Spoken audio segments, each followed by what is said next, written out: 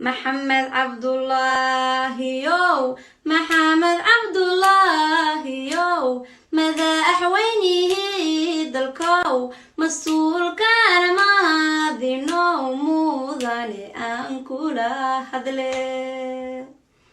midkaan magaceena raabin midnimadeenana jeclayn mid kale u shaqeeyahaas mas-uul mar hanooga dhigin soomaali midaysaniyo soomaalo midaysaniyo qabyaad lamoosay iyo inuu musuq maasuq haro mudane ka doonayna marwooyinka dibadda yimid mahadha badan bay qabaan ilmihii badi way